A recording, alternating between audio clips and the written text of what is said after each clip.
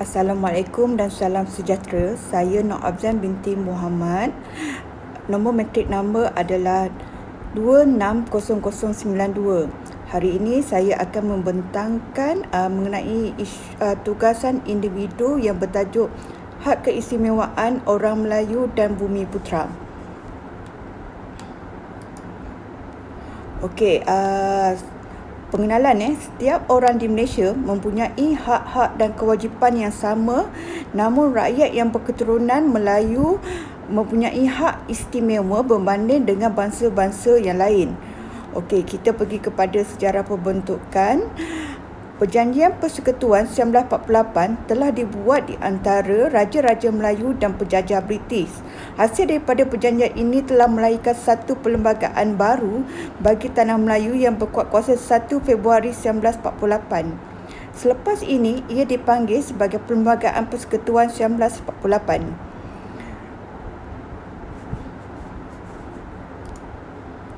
Okey, tarifan untuk perlembagaan. Perlembagaan merupakan undang-undang tubuh atau asas sesebuah kerajaan. Perlembagaan merupakan satu koleksi atau dokumen yang menggariskan institusi kerajaan, hak-hak rakyat serta had dan tanggungjawab kepada mereka.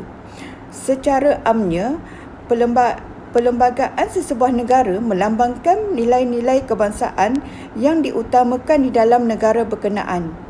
Negara yang mementingkan kebebasan dan hak asasi manusia akan memperuntukkan perkara-perkara berkenaan di dalam perlembagaan. Begitu juga dengan negara yang mengutamakan kerohanian dan keagamaan dan membuat fasal berkenaan agama di dalam perlembagaan. Terdapat dua perlembagaan. Yang pertama adalah perlembagaan bertulis dan yang kedua adalah perlembagaan tidak bertulis. Tujuan dan kepentingan perlembagaan. Okey, terdapat 6 tujuan perlembagaan, iaitu yang pertama adalah mengawal pergerakan kerajaan dan rakyat sebagai alat menyelesaikan masalah. Yang ketiga adalah untuk mewujudkan satu bentuk pemerintahan yang adil. Yang keempat, menjamin keamanan dan kestabilan negara. Yang kelima, untuk mengelakkan penyalahgunaan kuasa dan pemerintah. Yang keenam adalah menjamin riwayat bangsa dan negara. Okey, kita pergi pada takrif Bumiputera. Bumiputera atau pribumi ialah penduduk asal suatu tempat. Contohnya seperti di tanah Melayu. Takrifan kepada orang Melayu. Orang Melayu boleh didefinisikan mengikut perkara 162/2 di dalam Perlembagaan Persekutuan, di mana seorang Melayu itu merupakan seorang yang menganuti agama Islam, bertutur menggunakan bahasa Melayu, mengamalkan adat-adat Melayu dan lahir sebelum hari merdeka sama ada di tanah Melayu atau Singapura atau pada hari merdeka dan telah bermastautin di tanah Melayu ataupun Singapura.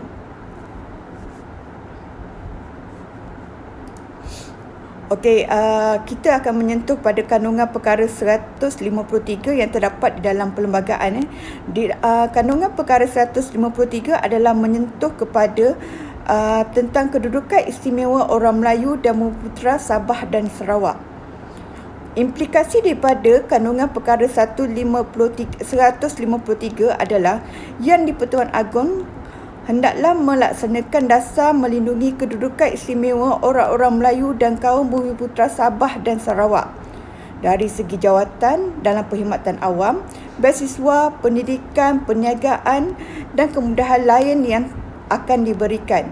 Yang kedua adalah tanggungjawab ini perlu dilaksanakan berhati-hati untuk memastikan tiada sesiapa pun yang akan kehilangan sebarang jawatan awam, penarikan beasiswa, keistimewaan atau pelucutan dan penambatan permit yang dinikmati mereka selama ini dari pelaksanaan dasar tersebut.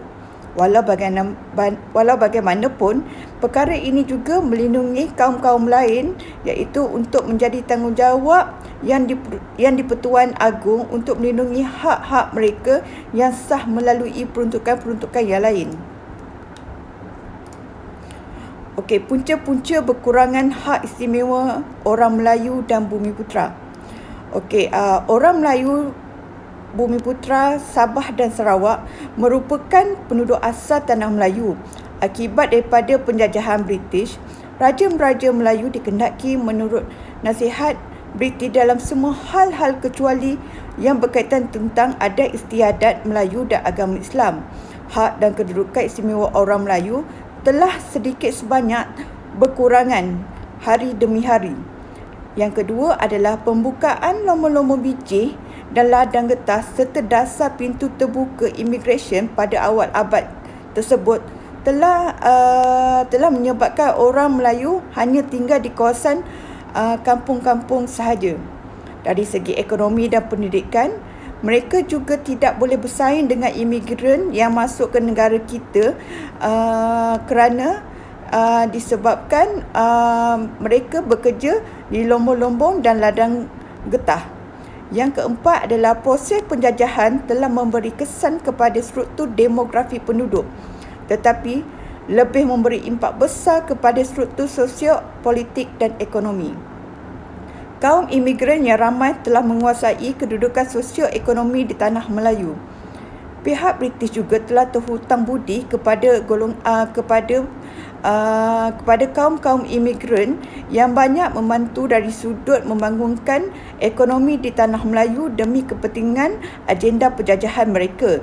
Bagi membalas sumbangan kaum imigran tersebut, pihak British telah memberi peluang kepada kaum-kaum imigran yang hendak menetap di Tanah Melayu untuk menjadi rakyat yang sama taraf dengan kedudukan orang-orang Melayu. Hak-hak istimewa orang Melayu dan Bumiputera. Hak istimewa orang Melayu membicarakan tentang kedudukan istimewa orang Melayu yang termaktub di dalam perkara 153 Perlembagaan Persekutuan. Di bawah peruntukan ini, Yang di-Pertuan Agong bertanggungjawab memelihara kedudukan istimewa orang Melayu dan kaum Bumiputera di negeri Sabah dan Sarawak, serta kepentingan sah kaum-kaum yang lain. Yang di-Pertuan Agong juga perlulah melaksanakan dasar-dasar bagi melindungi kedudukan istimewa orang Melayu dan Bumiputera di Sabah dan Sarawak dari segi jawatan dalam perkhidmatan awam, pemberian beasiswa dan bantuan, kemudahan pendidikan serta lesen untuk perniagaan dan perdagangan. Hak-hak istimewa orang Melayu dari segi perkhidmatan awam. Yang pertama ialah mengutamakan jawatan kanan di dalam pentadbiran kepada orang Melayu mengikut nisbah 1:4, di mana 1 adalah untuk bukan daripada kaum Melayu dan 4 adalah wakil daripada kaum Melayu dan kaum Bumiputera di Tanah Melayu. Yang kedua adalah faktor ekonomi, menyediakan kuota bagi memperbaiki kedudukan ekonomi bagi golongan orang-orang Melayu, memberi kuasa untuk membuat perizapan kepada permit, lesen dan sebagainya. Yang ketiga adalah untuk menghapuskan pengenalan bangsa mengikut pekerjaan, terutama bidang perniagaan yang kebanyakan didominasikan oleh bangsa asing iaitu golongan Cina. Okey, kita pergi yang keempat melalui pendidikan yang di mana Yang di-Pertuan Agong telah bertanggungjawab untuk melindungi dengan menentukan perizapan kepada mereka seperti bantuan beasiswa, bantuan latihan dan pelajaran, kota universiti dan keistimewaan pelajaran dan lain-lain kemudahan pelajaran yang diadakan oleh Kerajaan Persekutuan. Yang keempat, Tanah Rizab Melayu. Perkara 89 dan 90 bahawa Tanah Rizab Melayu juga dianggap sebahagian daripada hak istimewa orang Melayu. Tidak boleh dipindah milik kepada orang melainkan kepada orang Melayu. Sekiranya mereka hendak membuat pindah milik tanah tersebut, mereka perlu mencari orang Melayu juga dan tidak boleh daripada bangsa asing. Jika kerajaan telah mengambil tanah hak milik rizab orang Melayu, mereka perlu menggantikan dengan tanah yang lain. Yang kelima adalah bahasa kebangsaan. Perkara 152/1 iaitu bahasa Melayu adalah bahasa kebangsaan dan hendaklah dalam tulisan yang diputuskan oleh Parlimen dengan syarat tidak seseorang pun boleh dilarang atau ditahan daripada menggunakan atau mengajar atau belajar apa-apa bahasa lain selain daripada bahasa Melayu. Yang kedua adalah bahasa kebangsaan juga adalah sebagai bahasa rasmi Tanah Melayu, dan bahasa ini juga telah menyatu padukan pelbagai kaum di Tanah Melayu pada waktu tersebut. Yang keenam, Islam sebagai agama rasmi. Perkara 3-1, di mana agama Islam ialah bagi seluruh persekutuan, tetapi agama lain boleh diamalkan di mana-mana bahagian persekutuan. Dengan ini kita tidak memaksa penduduk ataupun bangsa-bangsa lain untuk menganuti agama Islam. Mereka boleh menganuti agama mereka. Yang kedua adalah perkara 153 yang di Pertuan Agong dipertanggungjawabkan untuk melindungi Melayu dan agama Islam. Yang ketiga adalah setiap kumpulan agama boleh menguruskan, menubuhkan, menyelenggara hak ehwal agama sendiri dan memboleh dan memiliki harta benda serta memegang dan mentadbirkannya mengikut undang-undang. Yang ketujuh adalah kewarganegaraan. Keistimewaan yang diperolehi oleh seorang warga negara ialah satu, mereka berhak untuk mengundi wakil-wakil yang telah dipilih. Yang kedua adalah layak mengisi jawatan eksekutif yang dihaskan kepada warga negara, terutamanya di dalam bidang pentadbiran kerajaan. Yang ketiga adalah bebas memiliki hartanah serta layak dipertimbangkan keistimewaan di dalam pembangunan harta. Yang keempat adalah bebas bergerak dalam seluruh negeri. Yang kelima adalah tidak boleh dibuang negeri. Yang keenam adalah berhak menerima faedah dan kemudahan dalam negeri, termasuk faedah kebajikan, pelajaran dan sebagainya. Okey, kita pergi kepada tujuan hak istimewa orang Melayu.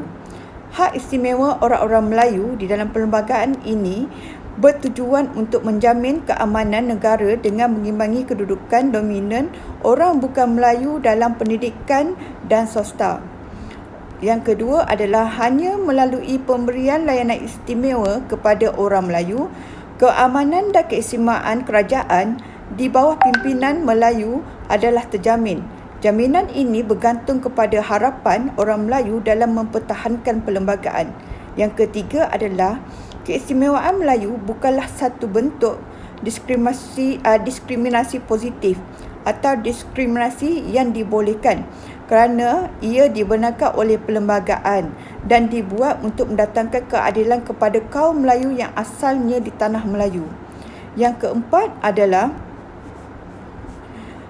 dalam istilah lain, keistimewaan Melayu dan diskriminasi yang dibenarkan ini juga dikenali sebagai affirmative action. Affirmative action ialah satu polisi yang pada prinsipnya mengambil kira antara lain kaum, agama dan seumpamanya. Ia juga boleh dikatakan sebagai sebahagian daripada cara untuk mencapai keadilan sosial. Affirmative action pada keseluruhannya mementingkan keseksama dalam kepelbagaian. Ini kerana keadilan tidak akan tercapai melalui kesamarataan semata-mata. Kewajaran mempertahankan hak keistimewaan Melayu. Okey, hak keistimewaan orang Melayu dan Bumiputera Sabah dan Sarawak perlu dipertahankan kerana sejarah telah membuktikan mereka adalah penduduk asal negara ini dan milik mutlak mereka. Hak keistimewaan orang Melayu perlu dijaga demi memastikan bahawa orang Melayu tidak ketinggalan di dalam sistem pentadbiran negara, ekonomi dan sektor pendidikan. Yang ketiga adalah untuk menjaga hak istimewa Raja-Raja Melayu, Tanah Rizab Melayu, Islam sebagai agama rasmi, bahasa kebangsaan dan hak kewarganegaraan.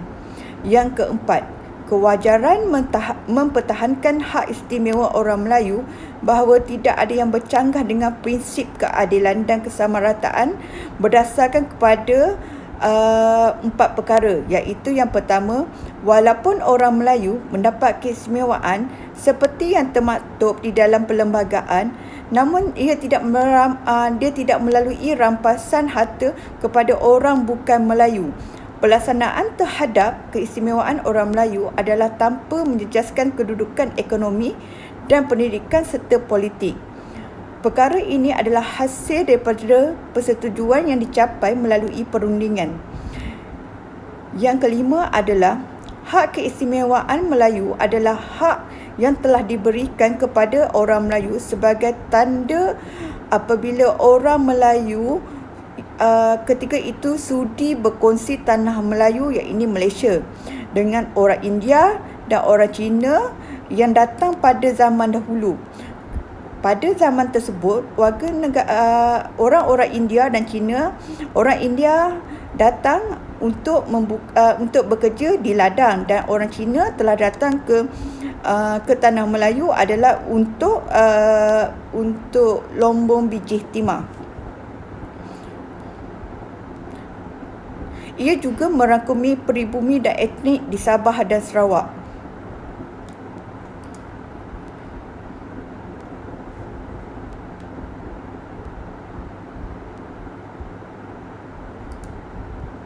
Tujuan mempertahankan hak keistimewaan orang Melayu. Tujuan mempertahankan hak istimewa orang Melayu adalah tidak bercanggah dengan prinsip kepada keadilan, kesamarataan, iaitu yang pertama, walaupun orang Melayu mendapat keistimewaan seperti yang termaktub dalam perlembagaan, namun tidak melalui rampasan harta orang bukan Melayu. Yang kedua adalah pelaksanaan terhadap hak keistimewaan orang Melayu. Bertujuan adalah untuk menjamin kepada keamanan negara dengan mengimankan kedudukan dominan orang bukan Melayu di dalam bidang pendidikan, swasta dan ekonomi. Melalui pemberian layanan istimewa kepada orang Melayu, keamanan dan keseimbangan kerajaan di bawah pimpinan Melayu adalah terjamin. Jaminan ini bergantung kepada harapan orang Melayu dalam mempertahankan perlembagaan. Yang keempat adalah keistimewaan ini hanya boleh dipertahankan oleh 3 institusi, iaitu yang pertama institusi politik, institusi raja, yang ketiga adalah sistem kehakiman.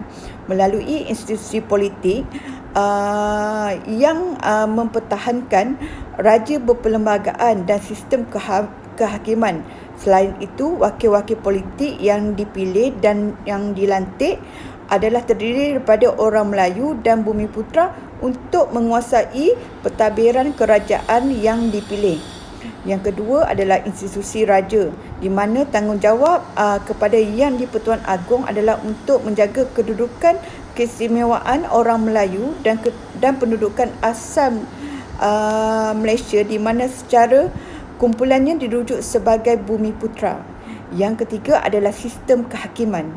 Melalui sistem kehakiman, hak-hak keistimewaan yang diputuskan dan hakim juga sebagai ketua di dalam bidang perundangan hendaklah memahami semangat perlembagaan dan akan mempertahankannya.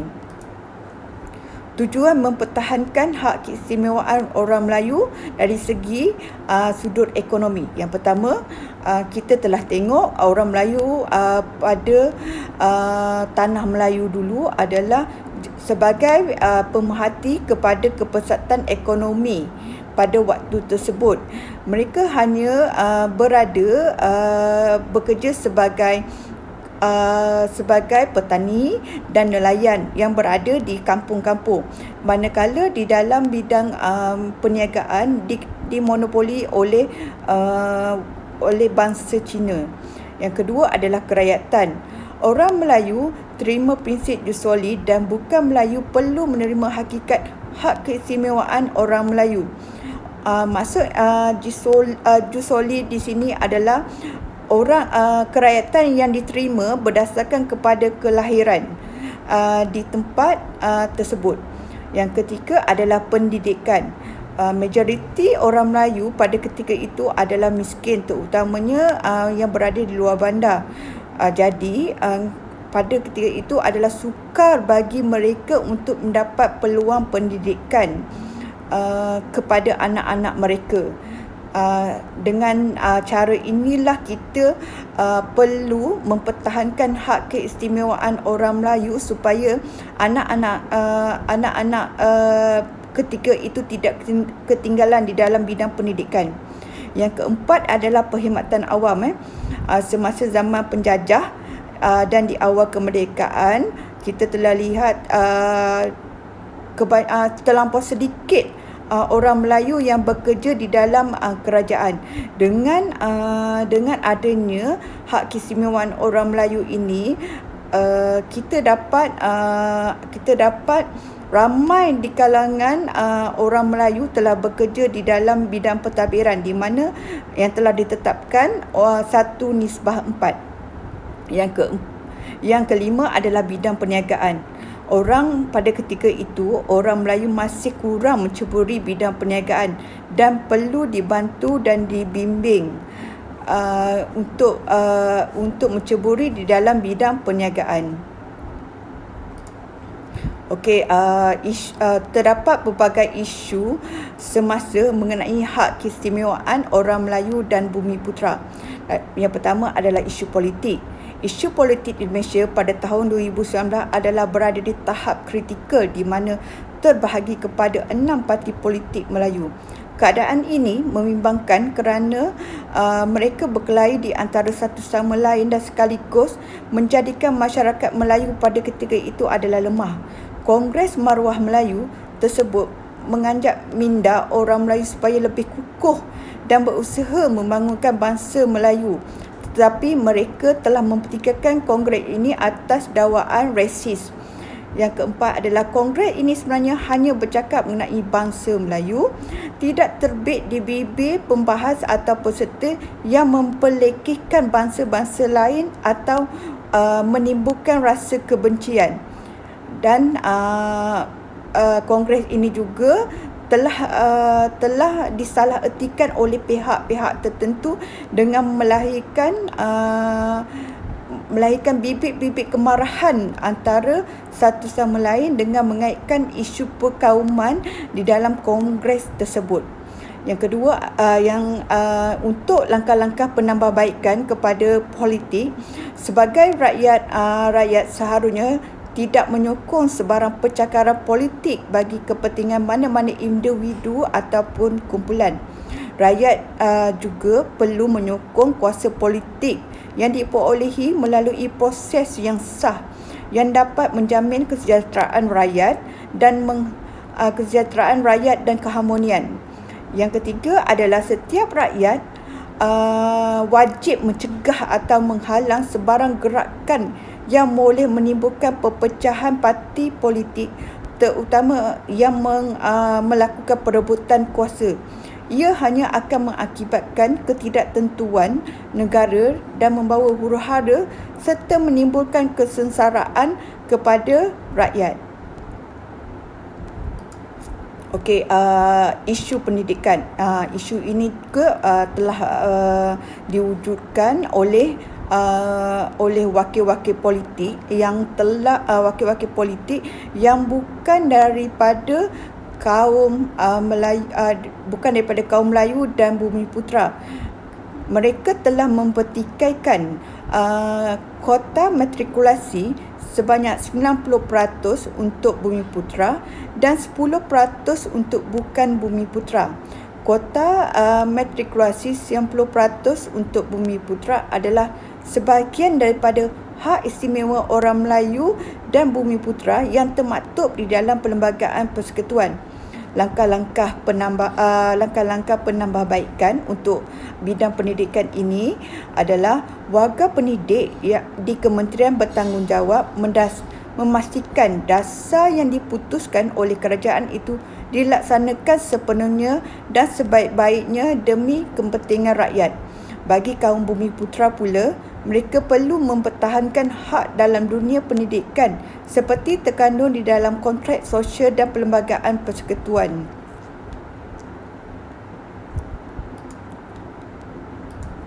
Okey, yang ketiga adalah isu agama. Isu agama adalah isu yang sensitif di kalangan penduduk Melayu di